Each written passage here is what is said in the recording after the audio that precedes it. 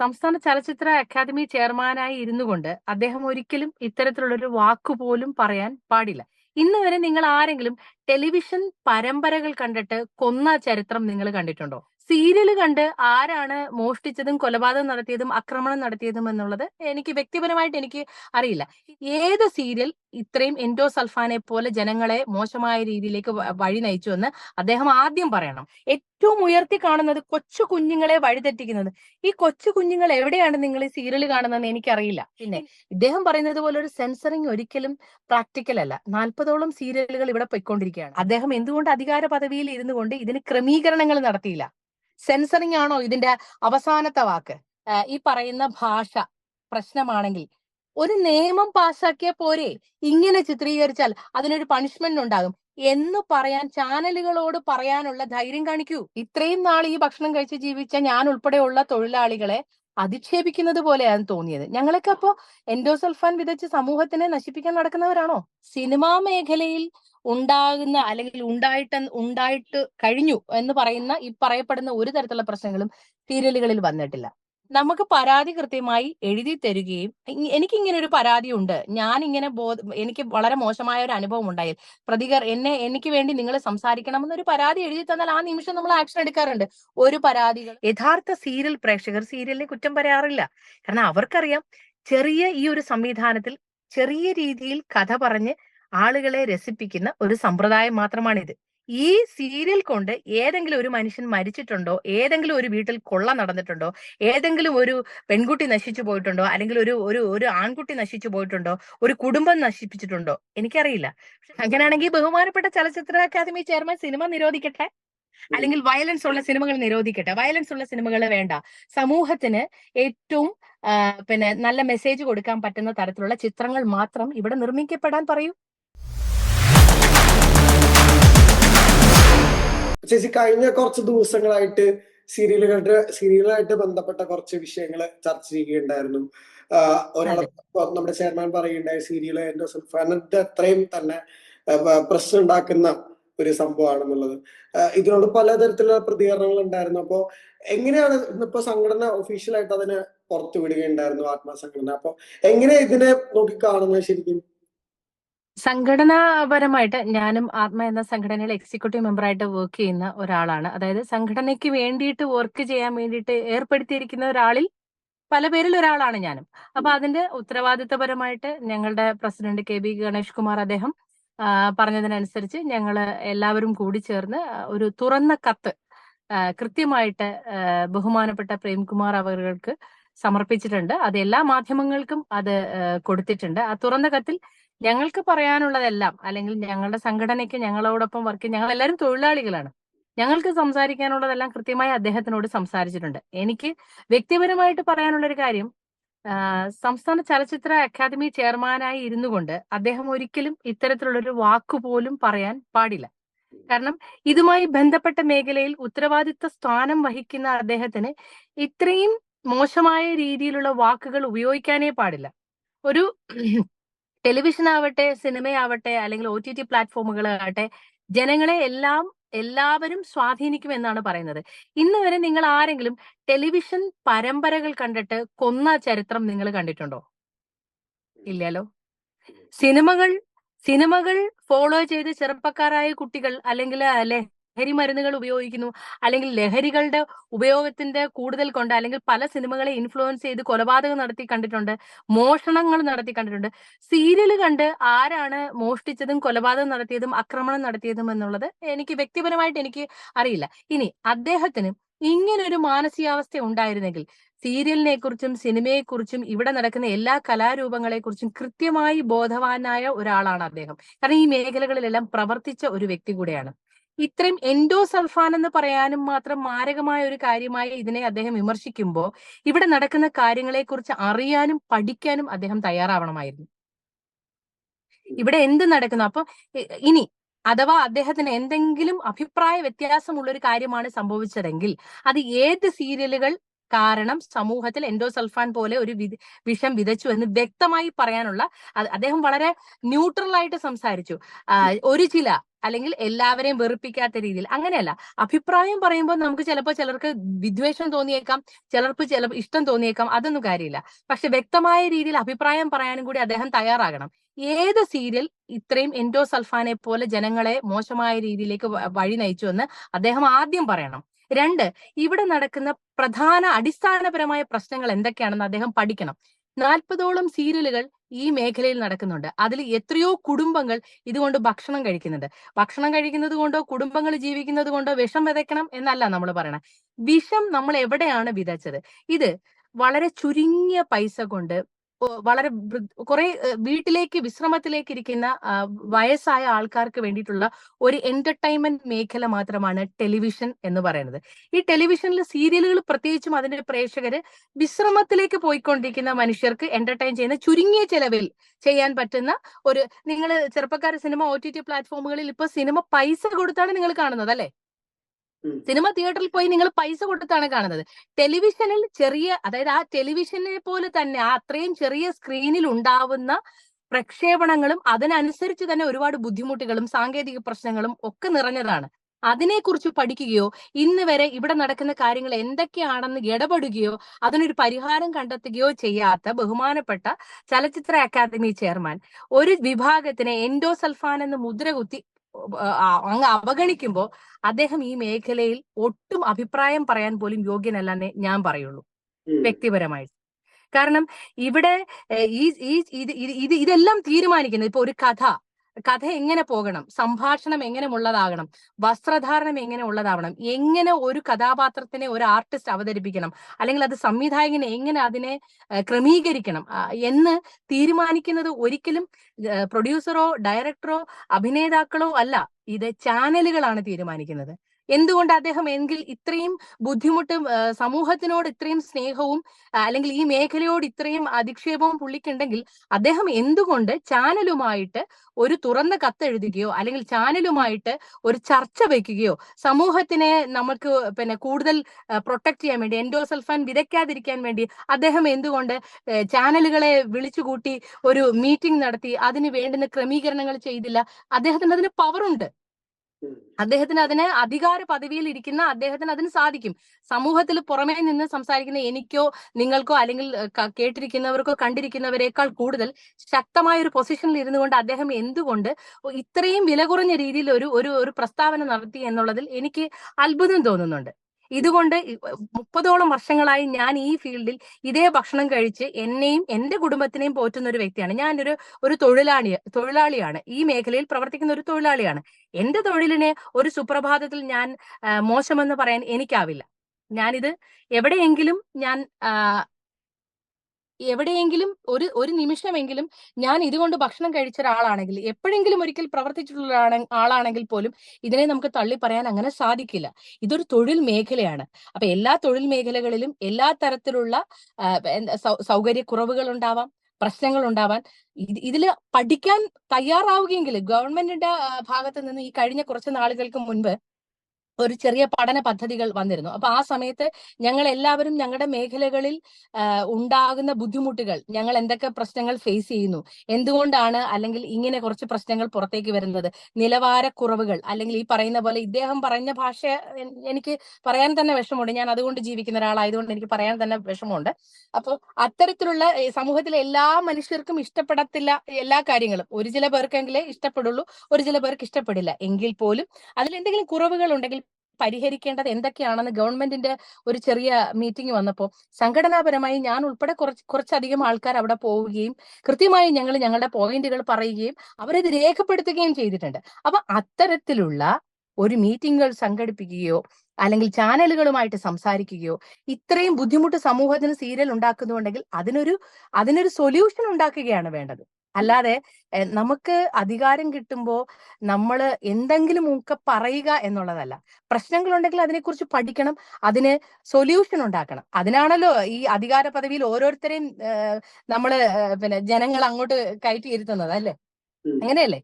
Party ഏതുമാകട്ടെ, ഏത് സ്ഥാനത്തിരിക്കുന്നവർക്കും ഓരോരോ സ്ഥാനത്തിരിക്കുന്നവർക്ക് ഓരോരോ ഉത്തരവാദിത്തങ്ങളുണ്ട്. ആ ഉത്തരവാദിത്തങ്ങൾ നിർവഹിക്കുന്നതിന് പകരം എന്തെങ്കിലും ഒക്കെ സംസാരിക്കുന്നതിൽ വലിയ കാര്യങ്ങളൊന്നുമില്ല എന്നാണ് എനിക്ക് തോന്നിയത്.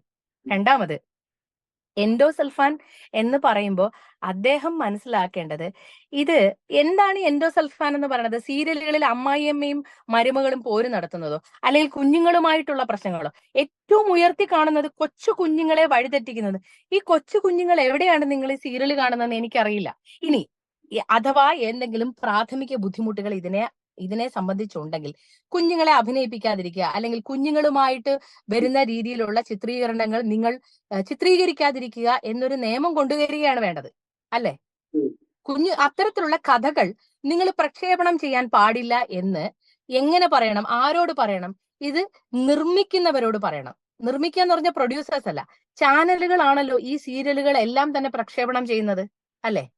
ഈ പ്രക്ഷേപണത്തിനകത്ത് നിബന്ധനകൾ ഏർപ്പെടുത്തുകയാണ് ചെയ്യേണ്ടത്. പിന്നെ ഇദ്ദേഹം പറയുന്നത് പോലെ ഒരു സെൻസറിങ് ഒരിക്കലും പ്രാക്ടിക്കൽ അല്ല. 40ഓളം സീരിയലുകൾ ഇവിടെ പൊയ്ക്കൊണ്ടിരിക്കുകയാണ്.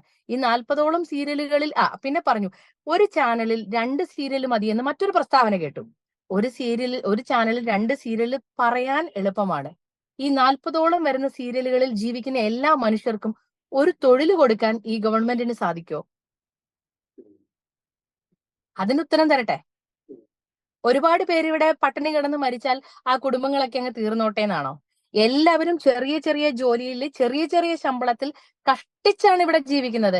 ഈ കാണുന്ന പകിട്ടും ഈ കാണുന്ന പത്രാസും ഒന്നും ജീവിതത്തിൽ ഇല്ല.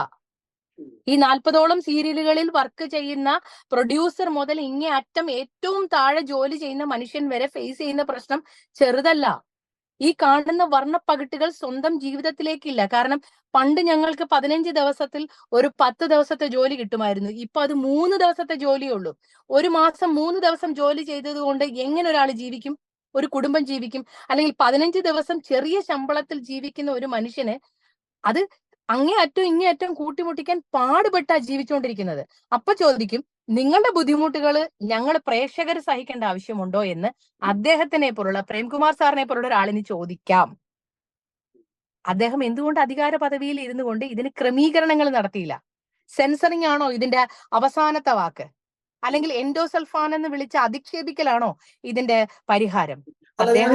ചോദിക്കാൻ വരെയായിരുന്നു. ഇപ്പൊ കുറച്ചു നാൾ മുമ്പ് ഒരു ശുപാർശകൾ ഉണ്ടായിരുന്നല്ലോ, ഇപ്പൊ സീരിയലുകളുടെ എപ്പിസോഡുകളുടെ എണ്ണം കുറയ്ക്കുക, അല്ലെങ്കിൽ യൂസ് ചെയ്യുന്ന ഭാഷകളിലെ സെൻസറിങ്, അല്ലെങ്കിൽ കഥകളില് കാര്യമായിട്ടുള്ള ക്രമീകരണങ്ങൾ വരുത്തുക. അപ്പം അത്തരത്തില് മുമ്പും ഇതിനെക്കുറിച്ചുള്ള ചർച്ചകൾ ഉണ്ടായിരുന്നു. പക്ഷെ ഇത്രയും വർഷം കഴിഞ്ഞിട്ട് നിങ്ങൾക്ക് അതിനകത്തൊരു ഫീഡ്ബാക്കോ അങ്ങനെ ഉണ്ടായിട്ടില്ലേ ശരിക്കും അധികാരികളുടെ കയ്യിൽ നിന്ന്? ഞങ്ങൾക്ക് ഫീഡ്ബാക്ക് എന്ന് പറയുമ്പോൾ ഇപ്പൊ എന്താ, സോഷ്യൽ മീഡിയ വഴിയാണ് നമുക്ക് കൂടുതൽ ഫീഡ്ബാക്ക്. പേഴ്സണലി അല്ലെങ്കിൽ ഒരു ചാനൽ അല്ലെങ്കിൽ ഒരു പ്രൊജക്ടിൽ ഒരു ആർട്ടിസ്റ്റിന് അല്ലെങ്കിൽ ഒരു പ്രോജക്റ്റിനൊക്കെ സോഷ്യൽ മീഡിയ ഫീഡ്ബാക്ക് ആണ് ഏറ്റവും കൂടുതൽ വരിക. പിന്നെ ലൈവായിട്ടുള്ള ഫീഡ്ബാക്കും. ഞാനൊന്ന് ചോദിച്ചോട്ടെ, ഈ പറയുന്ന ഭാഷ പ്രശ്നമാണെങ്കിൽ ഒരു നിയമം പാസ്സാക്കിയ പോരെ? ഈ ചാനലുകളോട് കൃത്യമായിട്ട് ഈ ചലച്ചിത്ര അക്കാദമി ചെയർമാനായ ഇദ്ദേഹത്തിനെ പോലുള്ള ഉത്തരവാദിത്തപ്പെട്ട ആൾക്കാർ കഥാപരമായി സംസാരിക്കുമ്പോൾ മാന്യമായ ഭാഷ ഉപയോഗിക്കണം, മോശമായ ഭാഷ ഉപയോഗിച്ചാൽ അതിന് ഇങ്ങനെ ഒരു പണിഷ്മെന്റ് ഉണ്ടാകും, അല്ലെങ്കിൽ ഇങ്ങനെ ചിത്രീകരിച്ചാൽ അതിനൊരു പണിഷ്മെന്റ് ഉണ്ടാകും എന്ന് പറയാൻ ചാനലുകളോട് പറയാനുള്ള ധൈര്യം കാണിക്കൂ. ചാനലുകളോട് സംസാരിക്കൂ. അവരും ഇതൊരു ബിസിനസ്സാണ്. സീരിയൽ എന്ന സമ്പ്രദായം മുഴുവൻ വേണ്ട എന്ന് ചാനൽ തീരുമാനിക്കുകയാണെങ്കിൽ, ഒരുപാട് സമ്മർദ്ദം വരുമ്പോൾ അവരത് തീരുമാനിക്കപ്പെടുകയാണെങ്കിൽ, ഇവിടെ പുറകിലേക്ക് തിരിഞ്ഞു നോക്കുമ്പോൾ ഒരുപാട് മനുഷ്യരുടെ ജീവിതത്തിലേക്ക് ഉത്തരം പറയേണ്ടി വരും. ഈ ക്ലാസിഫിക്കേഷൻ എന്ന് പറയുന്നത് ഒരു സാധാരണക്കാരനായ ഒരു അമ്മ അല്ലെങ്കിൽ ഒരു അച്ഛൻ വീട്ടിലെ വൈകുന്നേരങ്ങളിൽ ഇടവേളകളിൽ ഇരുന്ന് അവരുടെ കുഞ്ഞു സന്തോഷമാണ് ഈ TV എന്ന് പറയുന്നത്. ഇതൊരു വലിയ ദൃശ്യമാധ്യമമല്ല, ചെറിയൊരു മാധ്യമമാണ്. അതിനകത്ത് ഉൾക്കൊള്ളാൻ പറ്റുന്ന ചെറിയ ചിലവിൽ ചെറിയ കാര്യങ്ങൾ ചെയ്താണ് നമ്മൾ കഥ പറയുന്നത്. ആ കഥയിൽ എന്തെങ്കിലും പൊരുത്തക്കേടുകൾ ഉണ്ടെങ്കിൽ അതിനൊരു പബ്ലിക്കായിട്ടൊരു നിയമം പാസ്സാക്കുകയാണ് വേണ്ടത്. എല്ലാ സീരിയലുകളും സെൻസർ ചെയ്യാന്ന് പറയുന്നത് പ്രാക്ടിക്കൽ അല്ല എന്ന് ഈ പറയുന്നവർക്കും അറിയാം, കേൾക്കുന്നവർക്കും അറിയാം. പിന്നെ ഇത് നമ്മളെ പൊട്ടരാക്കാനാണോ ഇത് ചെയ്യുന്നത്? അല്ല. അപ്പൊ ഇത് വേണ്ടത് ഇദ്ദേഹത്തിന് ഇത്രയും ബുദ്ധിമുട്ടായിട്ട് അത്രയും എൻഡോസൾഫാൻ എന്ന് പറയാനും മാത്രം മോശമായ ഒരു കാര്യമായി തോന്നിയിട്ടുണ്ടെങ്കിൽ അതിന് വേണ്ടുന്നത് ക്രമീകരണങ്ങളാണ്, നടപ്പിലാക്കലുകളാണ്, അല്ലാതെ അധിക്ഷേപിക്കലല്ല. ഇത്രയും നാൾ ഈ ഭക്ഷണം കഴിച്ച് ജീവിച്ച ഞാൻ ഉൾപ്പെടെയുള്ള തൊഴിലാളികളെ അധിക്ഷേപിക്കുന്നത് പോലെയാണ് തോന്നിയത്. ഞങ്ങളൊക്കെ അപ്പോ എൻഡോസൾഫാൻ വിതച്ച് സമൂഹത്തിനെ നശിപ്പിക്കാൻ നടക്കുന്നവരാണോ? ഇല്ല, ഇപ്പൊ ഈ കാര്യത്തില് മറ്റൊരു വിഷയം കൂടെ ചർച്ചയാകുന്നുണ്ടല്ലോ. ഇപ്പൊ കഴിഞ്ഞ കുറച്ച് നാളുകളായിട്ട് സിനിമാ ലോകത്ത് ഹേമ കമ്മിറ്റി റിപ്പോർട്ടായിട്ട് ബന്ധപ്പെട്ട ചർച്ചകൾ ഉണ്ടായിരുന്നു. അപ്പൊ ശരിക്കും ഇപ്പൊ സീരിയൽ ലോകത്തും അത്തരത്തിൽ ഇപ്പൊ സ്ത്രീകളുടെ സുരക്ഷ അല്ലെങ്കിൽ അവരുടെ വർക്കിംഗ് അറ്റ്മോസ്ഫിയർ ഇതൊക്കെ പിന്നീട് എപ്പോഴെങ്കിലും നിങ്ങളുടെ ഭാഗത്തുനിന്ന് ചർച്ചയിൽ ആത്മയിലോ അല്ലെങ്കിൽ അതിന്റെ ഉന്നതല യോഗത്തിലോ അങ്ങനെ ഉണ്ടായിട്ടുണ്ടോ ചർച്ചകൾ? വനിതാ കമ്മീഷൻ, ഹേമ കമ്മീഷൻ റിപ്പോർട്ടിൻ പ്രകാരം പറയുന്നത് പോലെ സീരിയലുകളിൽ ഞാൻ 10-30ഓളം വർഷങ്ങളായിട്ട് ഈ ഇൻഡസ്ട്രിയിൽ ജോലി ചെയ്യുന്ന ഒരാളെന്ന നിലയിൽ വ്യക്തിപരമായിട്ട് സിനിമാ മേഖലയിൽ ഉണ്ടാകുന്ന അല്ലെങ്കിൽ ഉണ്ടായിട്ട് കഴിഞ്ഞു എന്ന് പറയുന്ന ഈ പറയപ്പെടുന്ന ഒരു തരത്തിലുള്ള പ്രശ്നങ്ങളും സീരിയലുകളിൽ വന്നിട്ടില്ല. ഞങ്ങള് സീരിയലുകളിൽ ഒന്നാമത്തെ കാര്യം 1-2 മാസങ്ങൾ മാത്രം നിൽക്കുന്ന ഒരു പ്രവൃത്തിയല്ല ഇത്. തുടർച്ചയായി 2-3 വർഷങ്ങൾ ഒരു കുടുംബത്തെ പോലെ പോകുന്ന ഒരു അവസ്ഥയാണ് സീരിയലുകൾക്കുള്ളത്. അവിടെ എപ്പോഴും ചെറിയ ചെറിയ കുഞ്ഞി പിണക്കങ്ങളോ കൊച്ചു കൊച്ചു അസ്വാരസ്യങ്ങളോ ഉണ്ടാകാറുണ്ട്. അതിനപ്പുറത്തേക്ക് അല്ലെങ്കിൽ ചിലപ്പോ ഒരു പേയ്മെന്റ് കുറച്ച് ഡിലേ ആയി, അങ്ങനെ അതിനപ്പുറത്തേക്ക് സ്ത്രീ സുരക്ഷയെ ബാധിക്കുന്ന തരത്തിലുള്ള വലിയ പ്രശ്നങ്ങളൊന്നും ഇന്ന് വരെ വ്യക്തിപരമായിട്ട് എനിക്കുണ്ടായിട്ടില്ല. പിന്നെ അങ്ങനെയുള്ള വളരെ വളരെ അപൂർവമായ എന്തെങ്കിലും പ്രശ്നങ്ങൾ വന്നാലേ ഉള്ളൂ. അങ്ങനെ ഉണ്ടായാൽ തന്നെ അത് കൃത്യമായി നമ്മൾ ഇടപെടുകയും അതിന് പരിഹാരം കണ്ടെത്തുകയും ചെയ്യും. അത് ഈ മേഖലയെന്നല്ല, എല്ലാ മേഖലകളിലും ഉണ്ടാകുന്ന, ഇപ്പം എല്ലാ മനുഷ്യരും ഒരുപോലെ അല്ലല്ലോ, എല്ലാ വിരലുകളും ഒരുപോലെയല്ല, എല്ലാ മനുഷ്യരും ഒരുപോലെയല്ല. അപ്പൊ അവരുടെ ഭാഗത്തു നിന്ന് എന്തെങ്കിലും ഒരു ചെറിയ പിഴവുണ്ടായാൽ, മോശമായ ഒരു നോട്ടമോ ഒരു സംസാരമോ ഒരു പ്രവൃത്തിയോ ഉണ്ടായാൽ അത് കൃത്യമായി നമ്മളെ ബോധിപ്പിക്കുകയാണെങ്കിൽ, നമുക്കൊരു അസോസിയേഷൻ ഉണ്ട്, ശക്തനായ ഞങ്ങൾക്ക് കുറച്ച് പിന്നെ നയിക്കുന്ന ആൾക്കാർ, KB ഗണേഷ് കുമാർ എന്ന അദ്ദേഹവും അതിനോടൊപ്പം സഞ്ചരിക്കുന്ന ഇപ്പം ഞങ്ങളുടെ സെക്രട്ടറി ദിനേശ് പണിക്കർ, ആ ഒരു എക്സിക്യൂട്ടീവ് കമ്മിറ്റി, നമ്മളുടെ ഈ ഒരു ഗ്രൂപ്പ് ഓഫ് ആളുകൾ ഏത് രാത്രിയിൽ എന്ത് സമയത്ത് ഏത് കാര്യത്തിന് വിളിച്ചാലും നമ്മൾ കൃത്യമായിട്ട് അതിൽ ഇടപെടുകയും പരിഹാരം കണ്ടെത്തുകയും ചെയ്യാറുണ്ട്. ഒരാളിനെ പോലും, പിന്നെ നമുക്ക് പരാതി കൃത്യമായി എഴുതി തരികയും, എനിക്ക് ഇങ്ങനെ ഒരു പരാതി ഉണ്ട്, ഞാൻ ഇങ്ങനെ എനിക്ക് വളരെ മോശമായ ഒരു അനുഭവം ഉണ്ടായി, എനിക്ക് വേണ്ടി നിങ്ങൾ സംസാരിക്കണമെന്നൊരു പരാതി എഴുതി തന്നാൽ ആ നിമിഷം നമ്മൾ ആക്ഷൻ എടുക്കാറുണ്ട്. ഒരു പരാതികളും നമ്മൾ ചവറ്റുകുട്ടയിൽ എറിയുകയോ കണ്ടില്ലെന്ന് നടിക്കുകയോ ആർക്കെങ്കിലും വേണ്ടി വളച്ചൊടിക്കുകയോ ഇതുവരെ ചെയ്തിട്ടില്ല. പിന്നെ അങ്ങനെ ഒരു സാഹചര്യം ഹേമ കമ്മീഷൻ റിപ്പോർട്ട് പ്രകാരം പറയുന്നത് പോലെ സീരിയൽ മേഖലകളിൽ ഞാൻ അങ്ങനെ കണ്ടിട്ടില്ല, എനിക്ക് എന്റെ അറിവിലുമില്ല. ഇപ്പൊ ഇനിയുള്ള ഇപ്പൊ ഇതേക്കുറിച്ചുള്ള ചർച്ചകൾ ഇപ്പൊ ആത്മ ഒഫീഷ്യലായിട്ട് പ്രതികരിച്ചു. അപ്പൊ എന്തായിരിക്കും ഇതിനെ കുറിച്ചുള്ള ചർച്ചകൾ ഇനി അടുത്ത ഘട്ടത്തിലേക്ക് പോവുക? കാരണം ഇപ്പൊ പല ഭാഗത്തുനിന്നും ഇത്തരത്തില് ചർച്ചകൾ ഉണ്ടാവുന്നുണ്ട്. ഇപ്പം നിങ്ങൾ മെമ്പേഴ്സ് ആണെങ്കിലും ഇതിനെക്കുറിച്ച് ഡിസ്കസ് ചെയ്യുന്നുണ്ടെന്നാണ് ഇപ്പൊ എനിക്ക് അറിയാൻ സാധിച്ചിട്ടുള്ളത്. അപ്പൊ എങ്ങനെയായിരിക്കും ഇതിന്റെ മുന്നോട്ടുള്ള കാര്യങ്ങളൊക്കെ? അല്ല, ഇതിനെ എൻഡോസൾഫാൻ എന്ന് വിളിച്ച് അധിക്ഷേപിക്കുകയും ഇതിനെ ഒരു വലിയ സങ്കീർണമായ പ്രശ്നമായി മാറ്റുകയും ചെയ്തത് ബഹുമാനപ്പെട്ട ചലച്ചിത്ര അക്കാദമി ചെയർമാൻ മിസ്റ്റർ പ്രേംകുമാർ അദ്ദേഹമാണ്. അദ്ദേഹത്തിനുള്ള തുറന്ന കത്ത് കൃത്യമായിട്ട് ഞങ്ങളെ സംഘടന കൊടുത്തിട്ടുണ്ട്. അതിന് മറുപടി പറയേണ്ടതും അദ്ദേഹം തന്നെയാണ്. മറുപടി എന്താണോ പറയുന്നത് അത് ഞങ്ങൾ എല്ലാവരും കാത്തിരിക്കുകയാണ്. എന്താണ് അദ്ദേഹത്തിന് പറയാനുള്ള മറുപടി എന്ന് ഞങ്ങളും കൂടെ ഒന്ന് അറിയട്ടെ. കാരണം ഞങ്ങളുടെ ഭാഗത്ത് നിന്ന് ചിന്തിക്കുമ്പോൾ ഞങ്ങൾ ഇതുവരെ ചെയ്തിരിക്കുന്ന എല്ലാ കാര്യങ്ങളിലും ഞങ്ങൾക്ക് വ്യക്തതയുണ്ട്. പക്ഷെ അദ്ദേഹം ചെയ്ത കാര്യങ്ങൾക്ക് അദ്ദേഹം വ്യക്തമായി മറുപടി പറയാൻ ബാധ്യസ്ഥനാണ്, അല്ലെ? അപ്പൊ ആ മറുപടി വരട്ടെ. മറുപടി വന്നതിന് ശേഷം കൃത്യമായിട്ട് കൂടിയാലോചിക്കുകയും അതിന് വ്യക്തമായ ഒരു തീരുമാനം ഉണ്ടാവുകയും ചെയ്യും. കാരണം ഒരു തൊഴിൽ സമൂഹത്തിനാണ്, ഇതൊരു 1-2 വ്യക്തികളോ 5-10 വ്യക്തികളോ അല്ല, ഇതൊരു സമൂഹമാണ്, ഒരു സെറ്റ് ഓഫ് ആളുകളുടെ ജീവന ഉപാധിയാണ്. അതിനെ ഒരു ഒറ്റ വാക്കുകൊണ്ട് പൊതുവെ സീരിയൽ അങ്ങനെയാണ്, സീരിയൽ ഇങ്ങനെയാണെന്ന് കുറ്റപ്പെടുത്തുകയും അതേ വീട്ടിലുള്ളവർ, ഞാൻ പലപ്പോഴും ശ്രദ്ധിച്ചിട്ടുണ്ട്, പേഴ്സണലി ചെറുപ്പക്കാരായ കുട്ടികളൊക്കെ അല്ലെങ്കിൽ ചെറുപ്പക്കാരായിട്ടുള്ള ആളുകളൊക്കെ പലപ്പോഴും വന്ന് സീരിയലിനെ ഭയങ്കരമായിട്ട് അധിക്ഷേപിച്ച് സംസാരിക്കുകയും മോശമായി സംസാരിക്കുകയും ഒക്കെ ചെയ്യുന്നുണ്ട്. പക്ഷെ ഇവരാരും തന്നെ സീരിയൽ പ്രേക്ഷകരല്ല. യഥാർത്ഥത്തിൽ സീരിയലുകൾ കണ്ടിന്യൂസ് ആയിട്ട് കാണുന്നവരുമല്ല. അവർ വളരെ അപൂർവമായിട്ട് മാത്രം അച്ഛനമ്മമാരോടൊപ്പം TV ഷെയർ ചെയ്യുന്ന ആളുകളാണ്. മനസ്സിലായില്ലേ? അവരുടെ മേഖലയെ ഇതല്ല. അവരെപ്പോഴും മൊബൈലിലോ അല്ലെങ്കിൽ സിനിമയിലോ അല്ലെങ്കിൽ OTT പ്ലാറ്റ്ഫോമുകളിലോ അങ്ങനെ ഒരു മേഖലകളിലൂടെ വർക്ക് ചെയ്തുകൊണ്ട് പോകുന്ന ആൾക്കാരാണ് സീരിയലിനെ കുറ്റം പറയണത്. യഥാർത്ഥ സീരിയൽ പ്രേക്ഷകർ സീരിയലിനെ കുറ്റം പറയാറില്ല. കാരണം അവർക്കറിയാം, ചെറിയ ഈ ഒരു സംവിധാനത്തിൽ ചെറിയ രീതിയിൽ കഥ പറഞ്ഞ് ആളുകളെ രസിപ്പിക്കുന്ന ഒരു സമ്പ്രദായം മാത്രമാണിത്. പിന്നെ എനിക്ക് ചോദിക്കാനുള്ളത്, ഈ സീരിയൽ കൊണ്ട് ഏതെങ്കിലും ഒരു മനുഷ്യൻ മരിച്ചിട്ടുണ്ടോ? ഏതെങ്കിലും ഒരു വീട്ടിൽ കൊള്ള നടന്നിട്ടുണ്ടോ? ഏതെങ്കിലും ഒരു പെൺകുട്ടി നശിച്ചു പോയിട്ടുണ്ടോ? അല്ലെങ്കിൽ ഒരു ആൺകുട്ടി നശിച്ചു പോയിട്ടുണ്ടോ? ഒരു കുടുംബം നശിപ്പിച്ചിട്ടുണ്ടോ? എനിക്കറിയില്ല. പക്ഷെ സിനിമ കണ്ടിട്ട് പലപ്പോഴും ഇപ്പോഴും പലരും മോഷണവും പലരും കൊലപാതകവും ചെയ്ത് നമ്മളെ റിപ്പോർട്ട് ചെയ്തിട്ടുണ്ട്. പല കേസുകളും ഉണ്ടായിട്ടുണ്ട് ഇല്ലേ? ഈ റീസെന്റ് ആയിട്ട് പോലും പല കേസുകളും ഉണ്ടായിട്ടുണ്ട് ഇല്ലേ? ഇന്ന സിനിമയുടെ പിന്നെ കാര്യങ്ങൾ ഉൾക്കൊണ്ടുകൊണ്ട് ചെയ്തതാണ് ഈ ക്രൈം എന്ന് പറഞ്ഞ് നമുക്ക് റിപ്പോർട്ട് വന്നിട്ടില്ലേ? അങ്ങനെയാണെങ്കിൽ ബഹുമാനപ്പെട്ട ചലച്ചിത്ര അക്കാദമി ചെയർമാൻ സിനിമ നിരോധിക്കട്ടെ, അല്ലെങ്കിൽ വയലൻസ് ഉള്ള സിനിമകൾ നിരോധിക്കട്ടെ. വയലൻസ് ഉള്ള സിനിമകൾ വേണ്ട. സമൂഹത്തിന് ഏറ്റവും പിന്നെ നല്ല മെസ്സേജ് കൊടുക്കാൻ പറ്റുന്ന തരത്തിലുള്ള ചിത്രങ്ങൾ മാത്രം ഇവിടെ നിർമ്മിക്കപ്പെടാൻ പറയൂ. ഇതിലിപ്പോ പൊതുവെ ഇത്രയും വർഷം സീരിയൽ ഇൻഡസ്ട്രിയിൽ നിന്ന ഒരാളാണ്. അപ്പം ഈ നിലവാരത്തിനെ കുറിച്ച് എപ്പോഴെങ്കിലും സ്വയം ഇങ്ങനെ തോന്നിയിട്ടുണ്ടോ? മുമ്പ് നമ്മൾ സീരിയൽ കാണുന്ന പോലെ ആളുകൾ സീരിയലുകൾ സ്വീകരിക്കപ്പെടുന്നില്ല. കാരണം നമുക്കറിയാം ഒരു സമയത്ത് എന്തായിരുന്നു സീരിയൽ, അല്ലെങ്കിൽ ഇപ്പോഴത്തെ അതിന്റെ ഓഡിയൻസ് തന്നെ ഭയങ്കര വ്യത്യാസപ്പെടുന്നുണ്ട്. അപ്പൊ അത് നിലവാരം ആക്ടേഴ്സിന്റെ ഇടയിൽ ചർച്ച ആവാറുണ്ടോ ശരിക്കും? അതുണ്ട്, അത് ചർച്ചയാവുന്നുണ്ട്. കാരണം എന്താന്ന് വെച്ചാൽ ഒരുപാട് ഓപ്ഷൻസ് ഇപ്പൊ അവൈലബിൾ ആണ്. പണ്ട് ദൂരദർശൻ ഉണ്ടായിരുന്ന സമയത്ത് ഞങ്ങളൊക്കെ 13 എപ്പിസോഡ് സീരിയലുകളിൽ അഭിനയിച്ചിരുന്ന ആളുകളാണ്. അന്ന് ദൂരദർശൻ മാത്രമേ ഉണ്ടായിരുന്നുള്ളൂ. അപ്പോ ആ വരുന്ന എപ്പിസോഡുകൾക്ക് വേണ്ടിയിട്ട്, ആ വരുന്ന സീരിയലിന് വേണ്ടിയിട്ട് വെയിറ്റ് ചെയ്തിരുന്ന് കാണുന്ന ഒരു സാഹചര്യമുണ്ട്. അവിടെ നിന്ന് പ്രൈവറ്റ് ചാനലുകൾ വരികയും അവിടെ നിന്ന് മെഗാ സീരിയലുകൾ വരികയും, മെഗാ സീരിയലുകളിൽ തന്നെ ആദ്യം വേറൊരു ലെവൽ ഓഫ് മേക്കിംഗ് അല്ലെങ്കിൽ വേറൊരു ലെവൽ ഓഫ് രീതിയിൽ പറഞ്ഞുകൊണ്ടിരിക്കുകയും അത് അവിടെ നിന്നെല്ലാം മാറ്റം ഉൾക്കൊണ്ട് ഇന്നിപ്പോ വെബ് സീരീസുകളും സിനിമകളും സീരിയലുകളും അതായത് അന്യഭാഷ സീരിയലുകൾ വരെ അവൈലബിൾ ആയിക്കൊണ്ടിരിക്കുന്ന ഈ ഒരു സാഹചര്യത്തിൽ മലയാളത്തിലെ ചിലപ്പോൾ 5 or 6 ചാനലുകളിൽ മാത്രം വരുന്ന സീരിയലുകൾ കാണണം എന്ന് നമുക്ക് വാശി പിടിക്കാൻ പറ്റില്ല. ഓപ്ഷൻസ് ഒരുപാടുണ്ട്. അതാണ് ഒരു പരിധി വരെ. 2, വർഷങ്ങളായി തന്നെ നിലനിൽക്കുന്ന പിന്നെ സാമ്പത്തിക അതെന്ന് വെച്ചാൽ എത്രയോ കാലങ്ങളായിട്ട് ഒരു ചാനലിന് കിട്ടുന്ന ലെവലിലാണ് ഇന്നും നമുക്ക് കിട്ടിക്കൊണ്ടിരിക്കുന്നത്. അപ്പൊ അതിന്റെ മേക്കിംഗ് സ്റ്റൈലിൽ ഇപ്പം 16 രൂപ അരിയുള്ള സമയത്ത് ഉണ്ടാവുന്ന ജീവിത രീതി അല്ല നമ്മൾ ഇന്ന് 42 രൂപ അരിക്ക് ഉണ്ടാവുന്നത്. അപ്പൊ അതിന്റെ വ്യത്യാസം നമ്മുടെ ജീവിതത്തിൽ എപ്പോഴും ഉണ്ടാവണം. അത് പലപ്പോഴും ഞങ്ങളുടെ മേഖലയിൽ ബാധിക്കാറുണ്ട്.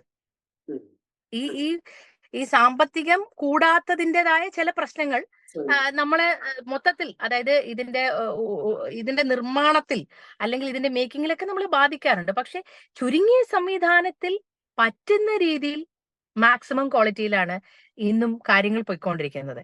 ഇത് സമ്പദ്ഘടനയും കൂടെ ബാധിക്കുന്ന ഒരു കാര്യമാണ്. കോവിഡ് വന്നതിന് ശേഷം എല്ലാ ചാനലുകളും ഒരുപാട് മാർക്കറ്റിംഗ് പ്രതിസന്ധി നേരിടുന്നുണ്ട്. ഇതാര് പറയും?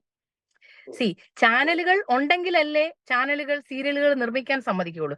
ചാനലുകൾ ആദ്യം നിലനിൽക്കണം, അവിടുന്ന് ഒരു ക്യാഷ് ഫ്ലോ വരണം. അതിനനുസരിച്ചായിരിക്കും ഇങ്ങോട്ട് വരുന്ന ഓരോ പ്രൊജക്ടുകൾക്കും നമുക്ക് പേയ്മെന്റ് കിട്ടുന്നത്. ആ കിട്ടുന്ന പേയ്മെന്റിനനുസരിച്ചായിരിക്കും താഴോട്ട് വർക്ക് ചെയ്യുന്നത്. ഈ വർക്കിംഗ് പാറ്റേൺ ഒക്കെ ബുദ്ധിയും വിവരമുള്ള എല്ലാവർക്കും അറിയാം.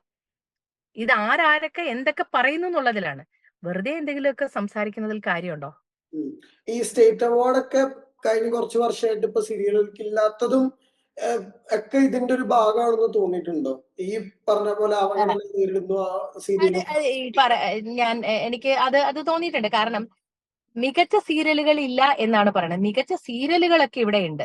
മികച്ച സീരിയലുകളൊക്കെ ഇപ്പോഴും ഇവിടെ നിർമ്മിക്കുന്നുണ്ട്, ഇപ്പോഴും പോകുന്നുണ്ട്. എത്രത്തോളം സീരിയലുകൾ ഇവര് അവാർഡിന് അയക്കുന്നു എന്നുള്ളതും കൂടെ അടിസ്ഥാനപ്പെടുത്തിയിരിക്കും. ഈ അവാർഡിന് അയക്കുന്ന സീരിയലുകൾ ചിലപ്പോ ഈ പറയുന്ന ഇവരുടെ നിലവാരത്തിനകത്തുള്ളതായിരിക്കില്ല. എല്ലാ സീരിയലുകളും അയക്കണമെന്നില്ല. ഞാൻ പറഞ്ഞല്ലോ 40ഓളം സീരിയലുകൾ ഇവിടെ പോകുന്നുണ്ട്. അതില് ഏറ്റവും കുറഞ്ഞത് ഒരു 10 സീരിയലെങ്കിലും നിലവാരമുള്ളത് ഉണ്ടാകണമല്ലോ, ഇല്ലേ? അല്ലെങ്കിൽ ഈ മേഖല തന്നെ എന്നേ കംപ്ലീറ്റ് ആയിട്ട് അവസാനിച്ചു പോവില്ലേ? അപ്പൊ ആ സീരിയലുകൾ ചിലപ്പോ അവിടെ സംസ്ഥാന അവാർഡിന് അർഹമായ അപേക്ഷയിൽ ചെന്നിട്ടുണ്ടാവില്ലായിരിക്കാം. അങ്ങനെയും നമുക്ക് ചിന്തിക്കാൻ പാടില്ലേ?